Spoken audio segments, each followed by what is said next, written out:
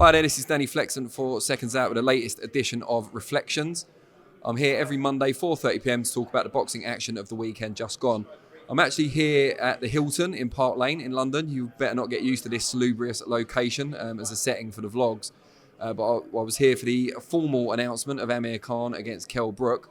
But that's more for Flexpectations, as this is Reflections. I'm going to talk about the big fight of the weekend and probably the biggest upset, or at least one of 2021, as George Kambosos Jr upset the odds and unseated Teofimo Lopez for 3 of the 4 major world titles at 135 pounds.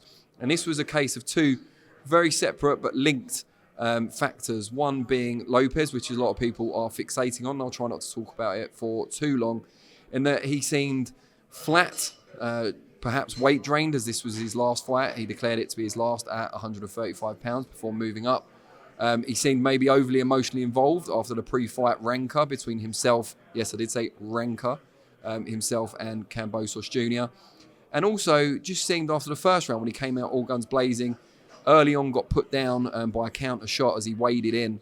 And after that, just very flat performance from him. Inactivity probably played a part as well, but Kambosos Jr had been out of the ring for just as long as Lopez and it didn't affect him in the same way.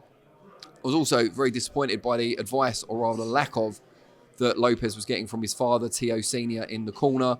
On the one hand, telling him to hurry up and get the guy out of there.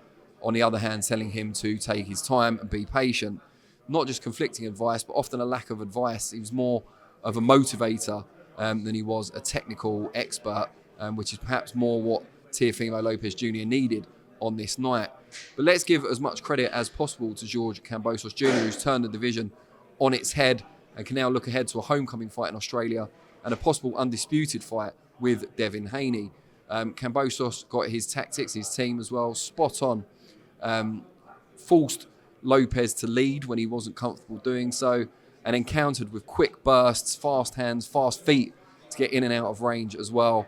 The counter right uppercut, the counter left hook were both incredibly effective punches for Kambosos, who was content to outwork and outspeed Lopez. Didn't become obsessed with getting the KO or the stoppage just because he got an early knockdown.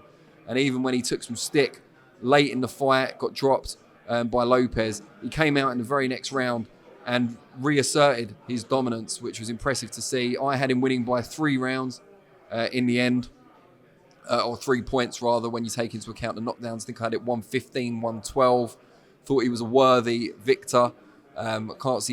Don't put any faith in Lopez Sr saying that he thought his son was robbed. Not for me, not at all. Kambosos performed better than we'd ever seen him before, belying his lack of top-level experience. He came into the fight with close wins over the likes of Mickey Bay and Lee Selby, and going up against Lopez, who of course had beaten Vasily Lomachenko, destroyed Richard Comey, and just completely upset the form book, showed that he could box to a level that we hadn't seen previously. And I think, in total fairness, we have to say that Lopez perhaps boxed a little bit lower than his usual level. And those 2 things combined to create an upset, a fair verdict on the cards. And now we go on to see what both men do next. Obviously, Lopez will move up to 140. He's hoping for a fight with undisputed champion Josh Taylor. I think it's still a marketable contest. Obviously not as much as it would have been, though, if he'd gone into it still unbeaten. But I'm still intrigued by it, what a Lopez firing on all cylinders can do.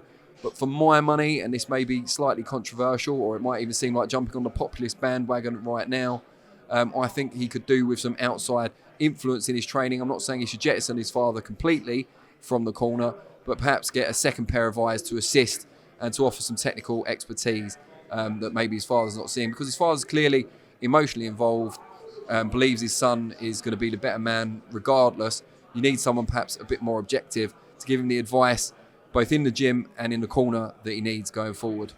That's what I think, but I really want to know what you guys think. Let me know in the comments below what you thought of the performance of both Kambosos and Lopez, Teo Sr in the corner, and where you feel both men should and can go from here.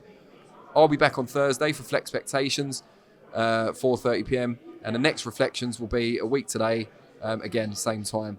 Really appreciate you watching, and I'll see you all soon. Cheers.